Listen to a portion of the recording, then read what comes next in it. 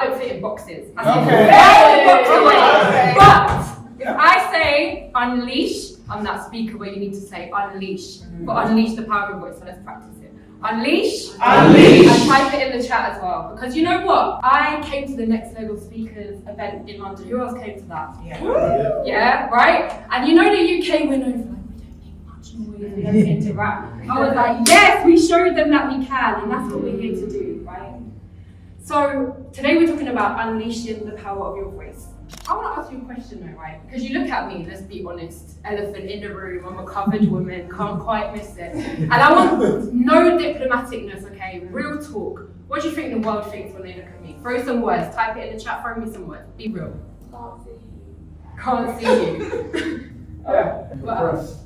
Oppressed. No, the world, society. Wow. I don't think they see this as you. What else? Give me some words. Privilege. Okay. Controlled, terrorist, oppressed. This is what we hear all over the world, all over media. Have a voice. She can't have a voice, but I stand here today, Khalila Lister. I'm the CEO of the first public speaking academy in the world for Muslims. I've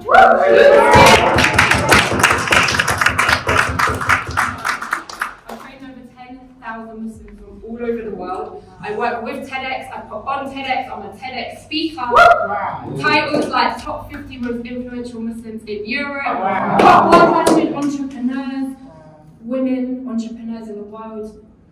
But it hasn't always been this way, right? See, I did this work before I was a Muslim. I'm a revert. Crazy, I chose to put this on, what the heck. We're going to get into that, it's another story for another day. But I grew up on the stage. From as young as I was about 2 years old, I went to theatre school. The stage was my home, that's my happy place. See Fish and Water? That's me on a big stage, I love it. Anyone else love it? We love speaking, we're in here to speak, right? To learn to speak. But I was touring. I left school at 14. I was that girl that just rebelled, and I couldn't do it. Every single teacher kicked me out of the classroom and said I talk too much. And I'm like, listen, I get paid to speak. I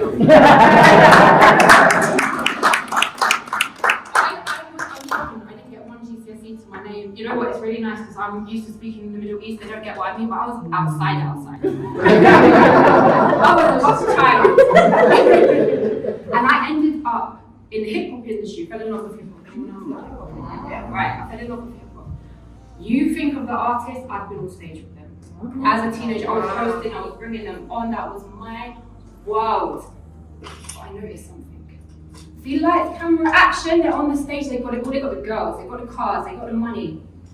When the lights went off and we're backstage, I noticed them numbing, almost like a pain in drugs, in alcohol, in women.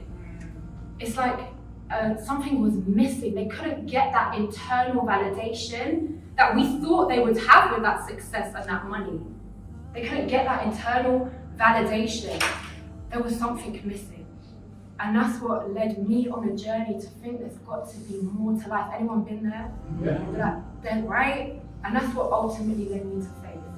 That's what ultimately led me to see, okay, that validation from God, that can't be got in the money or the success. But that's the problem. My faith led me to Islam.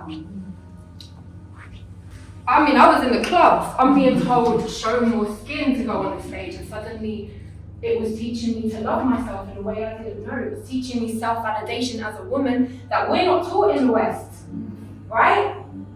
And so I remember calling my agent, and I'm like, I was about to get signed, by the way, to a very $1 million record company label. It was big. I'm 18. I call my agent and I say I can't do it. And I can remember the way he was screaming at me right now. It was through my ears. He said, "What do you mean?" Because I'm bursting his validation that he wants that success. I said, I can't do it. I can't be there where they're chatting about women like that. I can't be there. I'm going on a new journey. But I didn't know how to take who I was.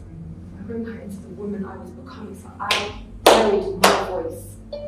I lost her. I silenced her. And unfortunately, that led me into a very abusive marriage. I ended up in extreme abuse to the point that every single day, that girl that was an extrovert and on the stage, you spoke about the onions, layer by layer. It got to the point where I'm waking up just to keep my kids quiet because I'm going to be the one getting the brunt. I'm the one with the bruises. I don't know how I'm making it through the day. And when people met me in that time, there's an Arabic word called miskeen. It means like quiet and cute and soft. That's not me. That's who I became to survive. While I was in that state of silence, I always knew there was something more for me to do. You ever felt that? Like something inside of you knows you're not living to your potential. But I just kept telling it to be quiet because there was no way that could come out. 2020 I got out. 2020 I have 4 children. I looked at my kids and I said, you are not being a product of society that tells me that you're in a broken home. There's nothing broken about a single parent home. And I stand here to say that we are not in a broken home. Yes. We're not repeating cycles. If I stayed in that toxic marriage, it's much more likely my children will go on to be in toxic marriages. So we left. But I had to build up. Remember, I have a GCSE. I have nothing. What do I have? I have a background in speaking. And you know who came on the call? You know, God sends you the right person. I'm watching, and up comes an advert. Jeremy. Wow. Our Jeremy, next level speakers, right? And it's all about speaking. And I'm watching it, and I'm thinking, I know this. I can do this. And I see not one single Muslim on that call. There's hundreds. I don't see people that look like me. So you know when something's missing, make it. That's what inspired me. I stepped out. He inspired me to do the work, and I made my own academy. Wow.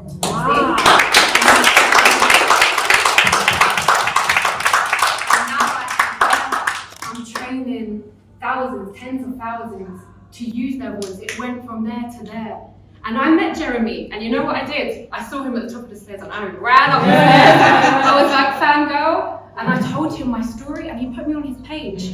And he did a post and he said, inspired, not copied. Yeah. Within the lost and lost, I'm taking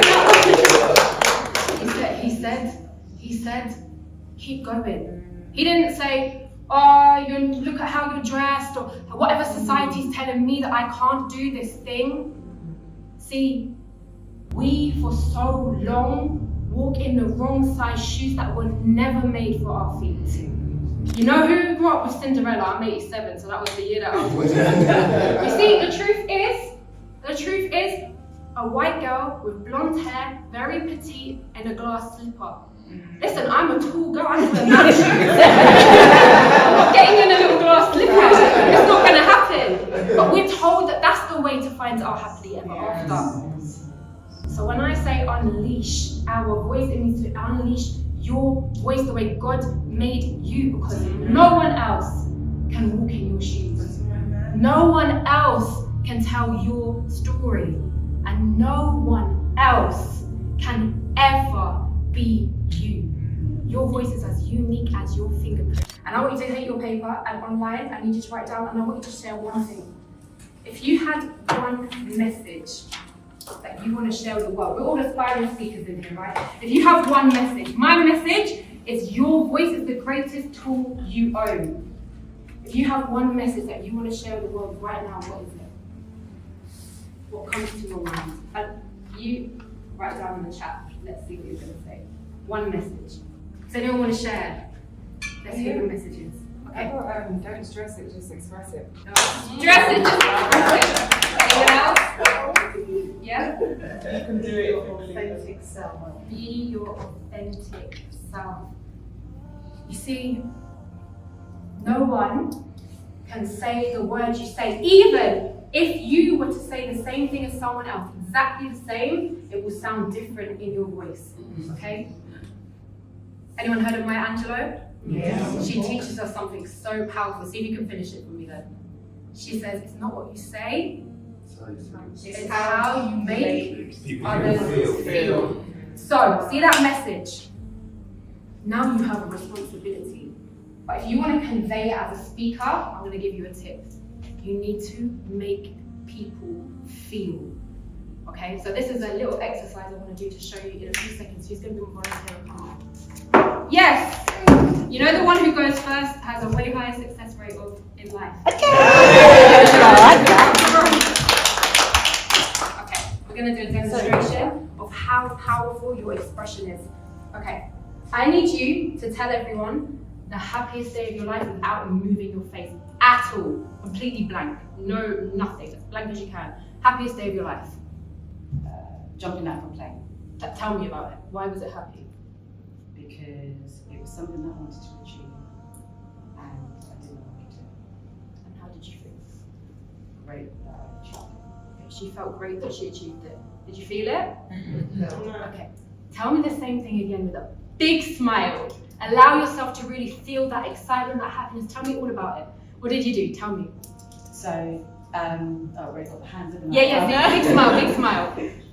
So it was something that I didn't know that I was actually able to achieve for myself because A, I don't like heights. Oh, sorry, I don't like heights.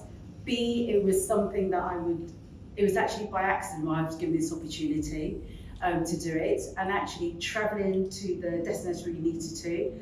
The one person who I wanted to actually go through the plane with, because I felt really safe, was this guy. He was literally up here, and I just thought if I was going to die, best person I could die with because I was flat on him. However, it was just so exhilarating. It was just the buzz and excitement of actually being able to do something which is completely out of my comfort zone.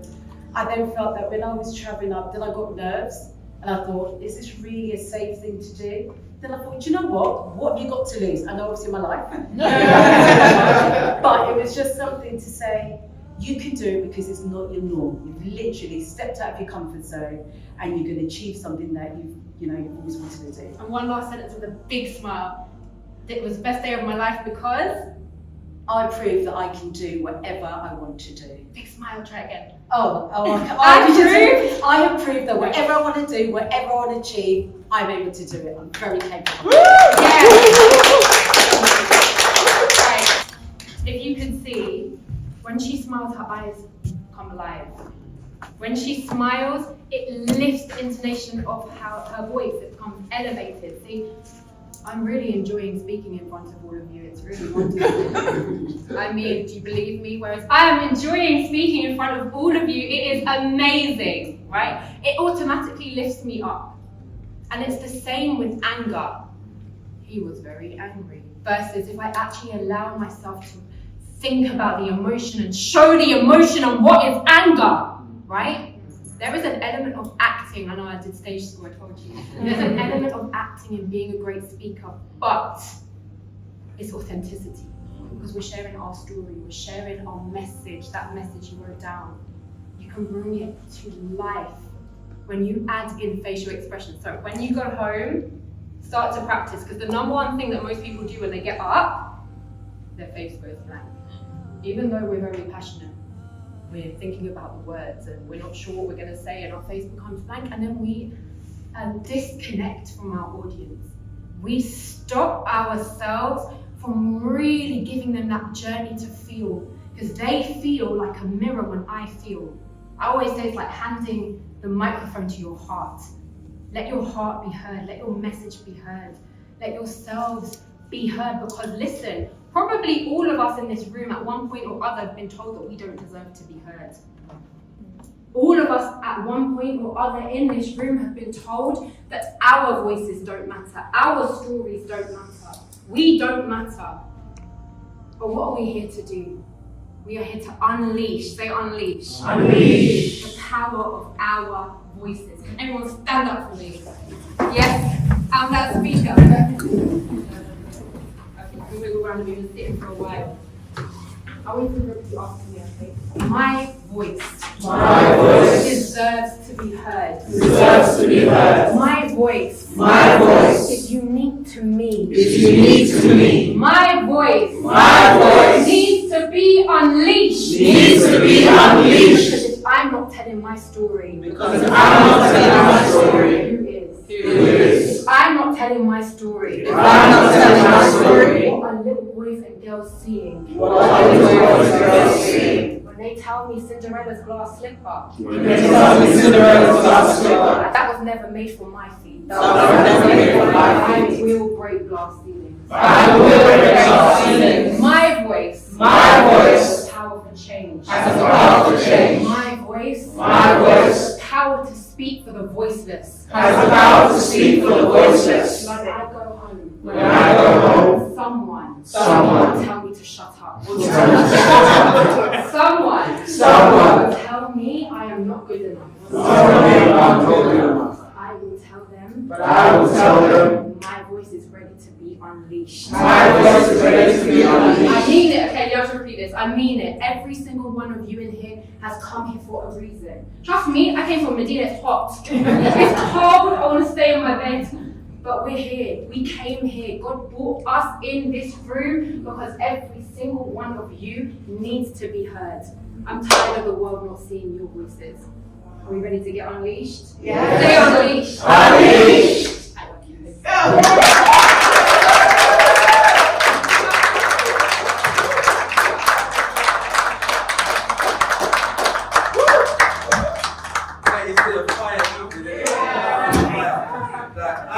I knew from when I was young that these people never fit in